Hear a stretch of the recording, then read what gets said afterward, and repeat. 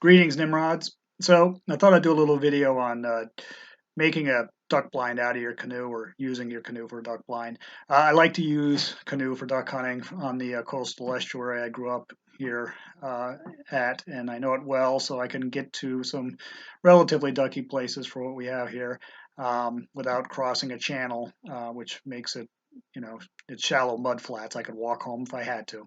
This particular canoe I've had for a while and don't have any more, but it's a 14-foot aluminum canoe. I really spent some time painting it up so that it would blend without any sticking, but adding sticking always helps to have some texture.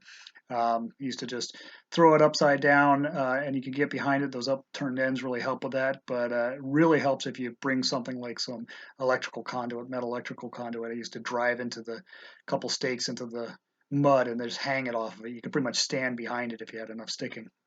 But you don't need to paint your canoe up like that. Special K's got his little olive drab canoe here, and that works just fine.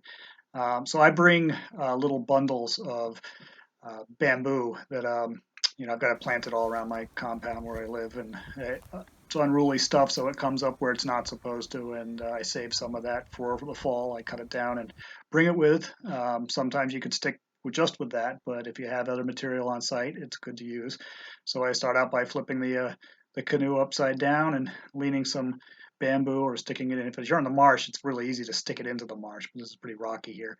Uh, and then lean up against it and start putting some what we call salt marsh hay, which is either sometimes it's the marsh grass itself, sometimes it's eelgrass, sometimes it's both, all dried up, and you throw it up over the bamboo and gives it some texture, and this thing pretty much disappears. It's pretty amazing. I'm pretty confident that the birds can't see me. In fact, I know they can't because they come right in. We don't have a lot of birds here, but our duck hunts here are typically, you might get two or three birds, and I've pretty much shot everything that have decoyed in this year. So not that we get a lot of birds, but what have come in, I've been able to get because they come right in and they don't see me. But I digress. So here it is, all sticked up with some salt marsh hay. And I have to redo it a couple times. I got it leaned up against that no hunting sign, because when a bird comes in, if it doesn't, even if it does appear to be dead, you really need to get out there and get it quickly. I'm not hunting with a dog, so you kick that canoe over and dump all that stuff off and jump in with your life vest and get your ducks. A little mallard and a little widgeon there.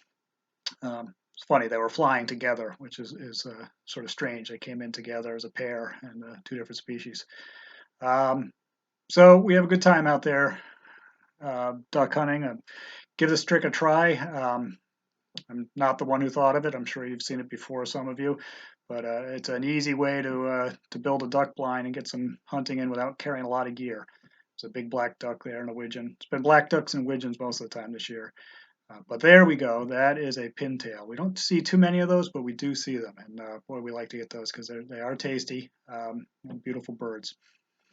So happy hunting, Nimrods. Make sure that you like, share, and subscribe. Remember, Nimrod wants you to subscribe.